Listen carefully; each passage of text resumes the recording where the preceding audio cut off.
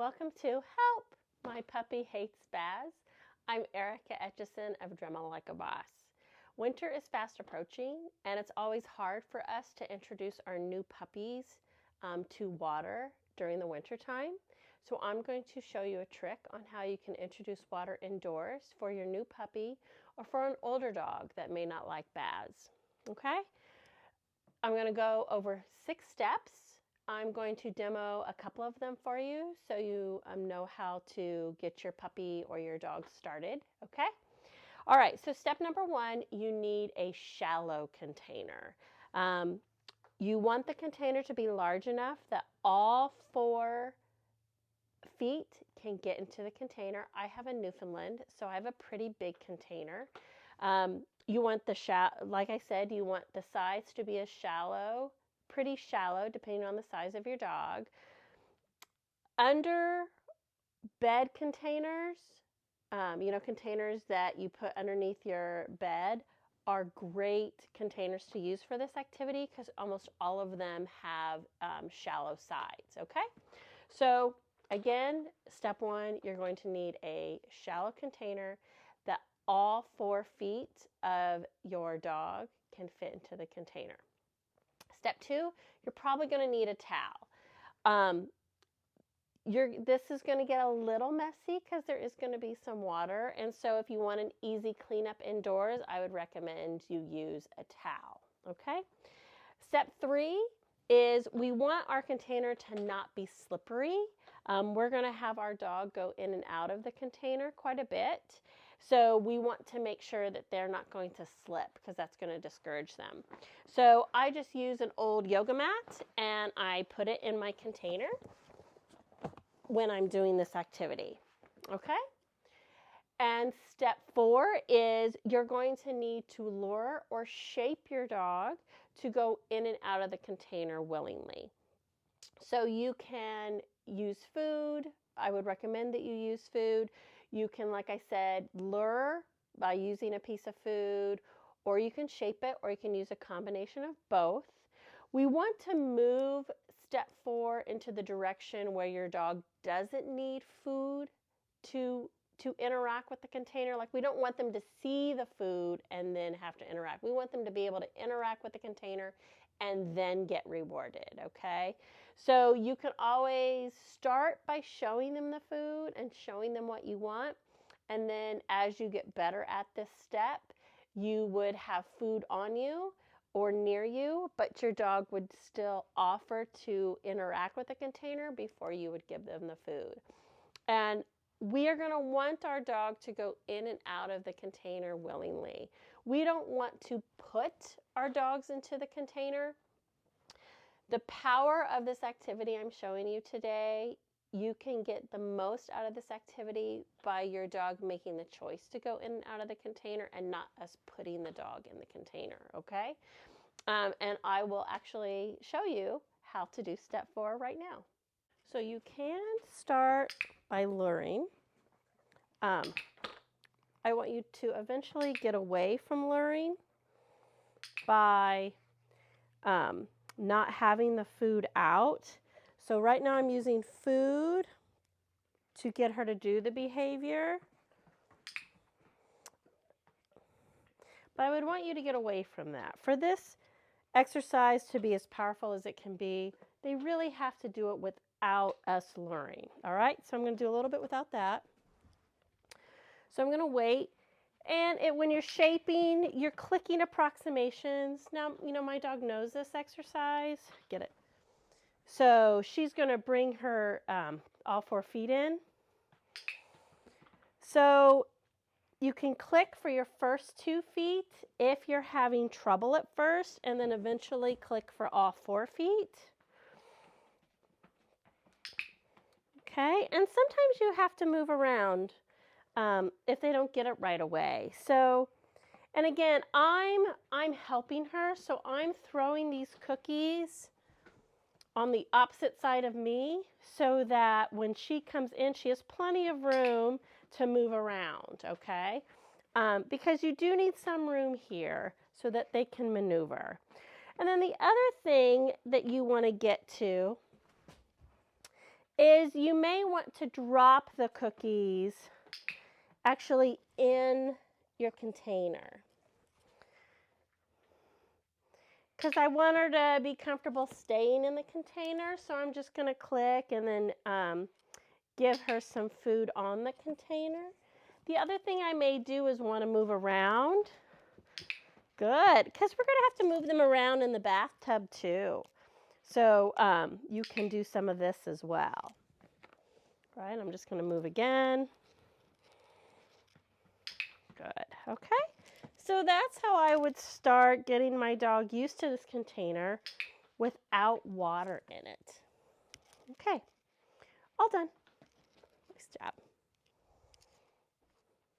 Okay, so we are ready for step 5.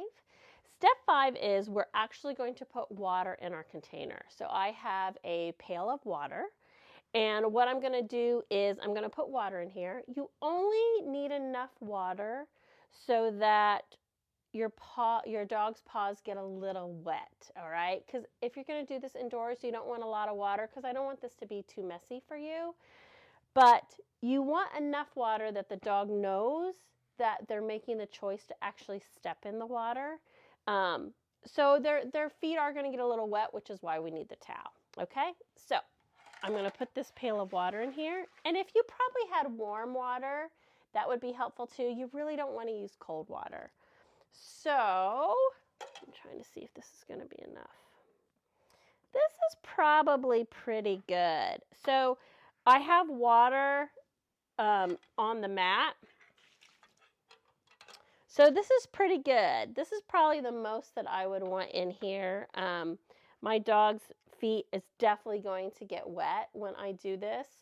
And again, just like step 4, you're going to want your dog to go in and out of the container a few times, because you want them to make the choice to put their feet in the water and get wet and come out and go back in and come out. And that's how you know that they're starting to like that they're going to put their feet in the water.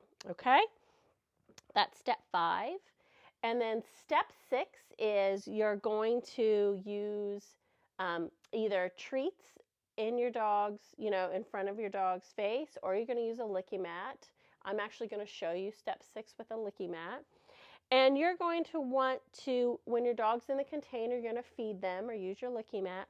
And then you're going to pour water. I'm going to use a cup of water. You'll see that onto your dog's feet and maybe even their legs while you're feeding them. So we are adding the value of food to us pouring water onto our dog. And that's the hardest step for our dogs, us putting water onto them. That's why dogs don't like baths. So even dogs that like swimming don't necessarily like baths. When dogs swim, they're making all the choices. They're choosing when to get wet. They're choosing what parts of their body can get wet. They're going in and out. They're making all those choices. When we give them a bath, we are reducing those choices. And so we are actually reducing their choice to leave the water, and we are putting water on them. They're not making the choice to get that part of the part of the body wet. So we want to transfer the value of food into this event so that they're like, oh, I know my mom or my dad's putting water on me, but there's food involved and I'm getting food for it, and I've gotten food for it in the past. So this is a safe thing. This is an okay thing, and I like it now. All right.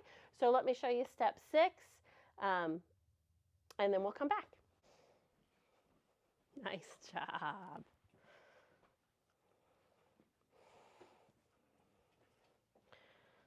Okay, so this is step 6. I've got my licky mat with some peanut butter. I froze it a little bit, but now it's defrosted. And I have just a cup of water, okay? So when Jai first went into the container, I did feed her. So this is my water.